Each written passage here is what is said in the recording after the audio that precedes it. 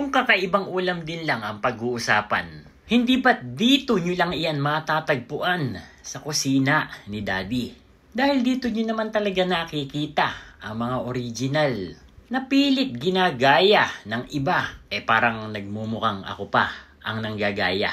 Well, pero sa mga naunang followers naman at napanood dito ang ating recipe, alam nila kung sino ang talagang original. At sa recipe na ating gagawin ngayon, laing na nilagyan ng latik. Nakatikim ka na ba nito? O bago sa pandinig mo?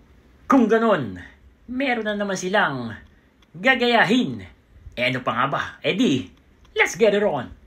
At nanguha na nga tayo ng mga dahon ng gabi na atin ang ihihiwalay dun sa kanyang tangkay. At pagkatapos, babalikan naman natin yung tangkay. Tatanggalin natin yung mga unang balat dahil isasama natin yan dun sa ating pagluluto. Hindi masasayang ang tangkay, kaya wag mong itatapon.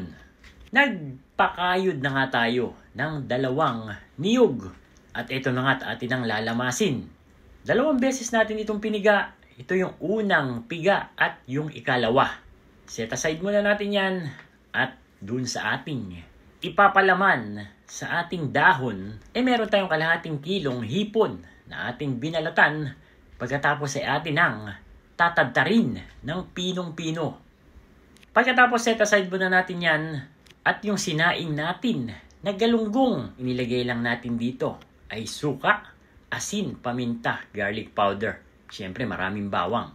Pagkatapos natin lutuin at palamigin, ito tihiwalayin natin ang laman doon sa kanyang tinik. Kung ayaw nyo namang isaing ang galunggong, pwede nyo naman itong pakuluan na lang sa asin at paminta.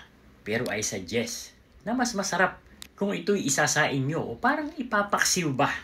So dinurog na natin sa isang bowl, ay pagsasama-samahin na nga natin dito yung galunggong, hipon na tinadtad natin, garlic, ginger, onion, 1 pirasong itlog, konting asin, garlic powder, ground black pepper, at liquid seasoning. Pagkatapos gamit ang ating malinis na kamay, ay atin na nga itong hahaluin hanggang sa mag-well combine itong ating mga ingredients. At this point, papasok na yung dahon ng gabi na nilinis na natin mabuti. Pagkatapos babalutin na natin itong ating palaman. At para hindi sumabog habang ating pinapakuluan, eto't gagamit tayo ng cooking twine. Importante ito para hindi sumabog or bumuka yung ating dahon at sumabog ang palaman. So ito yung pinaka-twist dito sa ating ginagawang laing. Kaya nga kakaiba yung ating recipe. So itutuloy-tuloy lang natin hanggang sa maubos na natin yung ating mixture. Dahil nga marami pa tayong natirang dahon, hiniwa-hiwa na natin ito. At isasama na nga natin mamaya sa pagpapakulo. So una nating ilalagay sa ating kawali ay yung mga tangkay. Kaya nga sabi ko sa inyo huwag nyo itapon at sayang din naman. Isa din niya sa magpaparami dito sa ating laing. So iniligay na natin yung ating ibinalot sa dahon. At pagkatapos ito na nga yung mga dahon na natira. At ibinuhos na natin yung ikalawang piga nung gata. Atin na itong tinakpan at niluto. So alam naman natin na talagang matutuyo iyan dahil sisip-sipin ng mga dahon yung gata. Kaya nilagyan na din natin ito ng unang piga. Siling berde, siling pula, asin, sibuyas at bawang. At syempre, para tumagal, lalagyan natin ito ng suka. Ito yung magsisilbing preservative para dito sa ating laing. Itutuloy lang natin ang pagluluto hanggang sa talagang makita nyo na ready na at malambot na ang mga dahon ng gabi. At dahil nga kakaiba itong ating recipe, ito't gagawa tayo ng latik.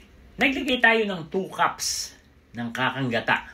At hayaan lang natin itong kumulo. So continuous stirring lang hanggang sa ito'y matuyo. So makikita ninyo, eto na, nakagawa ka na ng latik.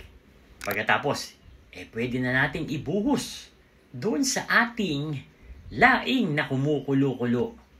Kung naaamoy nyo lang ang ating niluluto. Ay naku po, paniguradong gugutumin ka. Ano pa ba? And there you have it, Candy Nation, mga kadadilicious. Ito yung ating version ng laing na merong latik. Yung akala mong sa kakanin lang pwedeng ilagay ang latik, abay pwede rin pala sa ulam.